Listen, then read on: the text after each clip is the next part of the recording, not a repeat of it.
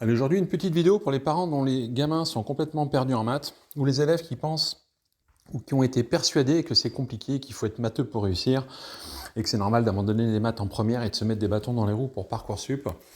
Alors, je vais vous expliquer pourquoi tout le monde peut réussir en maths. Je me mets dans l'appli Maths, et on va prendre par exemple le chapitre des fonctions en classe de première, et tout ce qui est dérivés, dérivation, taux de variation, qui occupe une bonne partie de la classe de première. Un élève qui arrive dans ce chapitre, en général, son cours en classe, c'est du chinois, je sais de quoi je parle.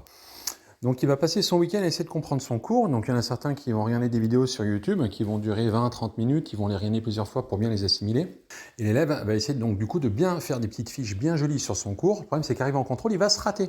Et du coup il va se dire, je suis vraiment nul, j'ai compris mon cours et je comprends rien en contrôle, j'ai pas su faire. Bah oui, parce que le cours c'est 5% du chapitre. Connaître son cours c'est facile, là tu vas dans l'appli, je vais sur le premier bouton. Voilà, avec des mots simples, des couleurs, et puis petit à petit, les mots techniques arrivent, et puis au moins en 10 minutes, c'est torché.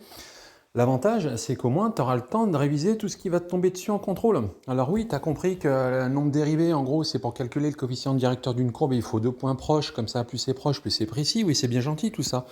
Mais si en contrôle, on demande le taux de variation, ou bien, par exemple, les variations d'une fonction sans f', ou alors donner les abscisses des points de la courbe avec un certain coefficient directeur, ou de démontrer que deux courbes admettent une tangente commune sans calculer l'équation de la tangente, etc., etc. Tu fais comment si on va te poser ces questions au contrôle? Bah oui, tu vas pas savoir faire, on t'a pas montré la méthode, t'inquiète que tu vas pas trouver tout seul, hein.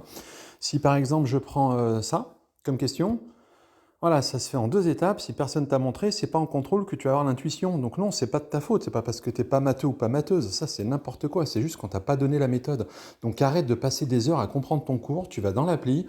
En quelques minutes, le cours, c'est fini. Et passe surtout ton temps à apprendre tout ce qui va tomber en contrôle. Et là, tu vas réussir. Donc arrêtez de faire croire aux élèves qu'il faut être matheux pour réussir en maths. Non, il faut simplement de la volonté.